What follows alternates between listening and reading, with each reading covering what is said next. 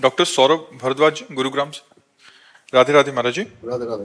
महाराज जी, कर्म एवं नाम जप में प्रधान क्या है? जब हम नाम जप करते हैं तो मन बोलता है कि जब सब कुछ भगवान कर रहे हैं तो कर्म की जरूरत ही क्या है महाराज जी? ऐसा तुम्हें बोध है सब कुछ भगवान कर रहे हैं? ऐसा ऐसा तुम्हें बोध है? राजी हम यही सुनते हुए बड़े हुए।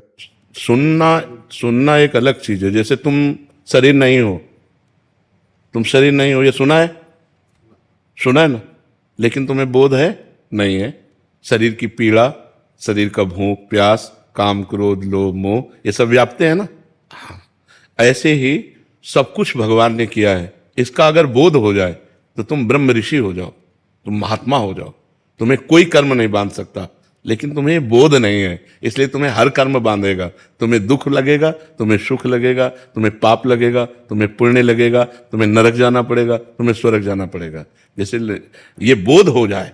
अब इसी बोध के लिए तो साधना की जाती है, ये केवल बातों से थोड़ी होता है।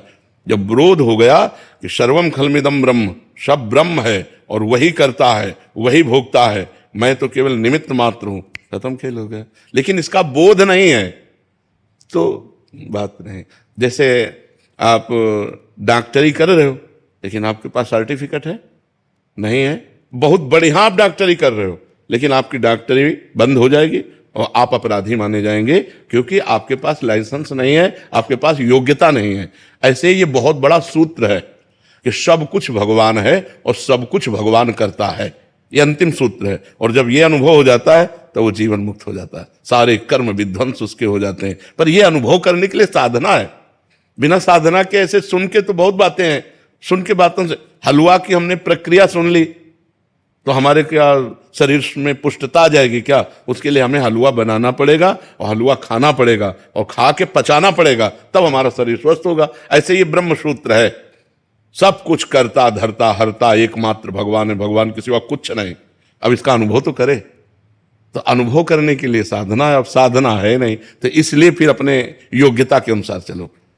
करता तुम हो तो पाप कर्म तुमसे न बनने पावे, भोगता तुम हो तो पाप आचरण को भोग मत भोगो। शराब मत पियो, मांस मत खाओ, पराई बहन बेटी एक तरफ गंदी दृष्टि मत करो, नाम जप करो, नहीं नरक जाओगे, दुर्गति हो जाएगी। हो रही ना, जलन होती है ना, सुख होता है ना, दुख होता है ना, नहीं होगा।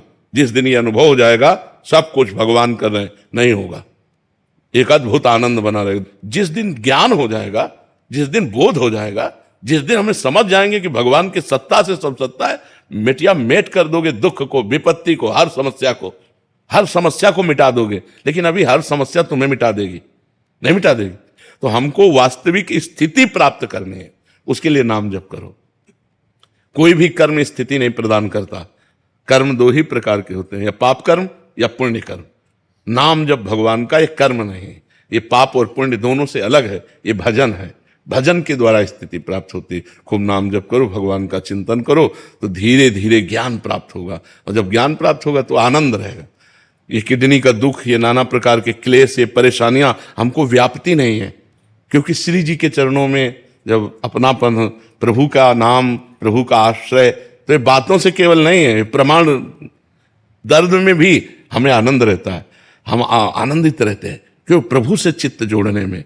तो जब ये बात समझ में आ जाए कि सब कुछ प्रभु कर रहे हैं, फिर आनंद आ जाएगा, फिर दुख क्या हो जाएगा। हमारे पिताजी की भी किडनी फेल थी और वो भी डायलिसिस कराते थे, 8 साल हमने उनकी सेवा करी। थे चले गए क्या? हाँ। तो मन में एक ग्लानि हमेशा रहती है कि जब वो बीमार थे तो लोग बोलते थे कि ये भुगत रहे हैं। तो अपने पूर्व जन्म के कर्मों का भोग तो भोगना ही पड़ता है भाई।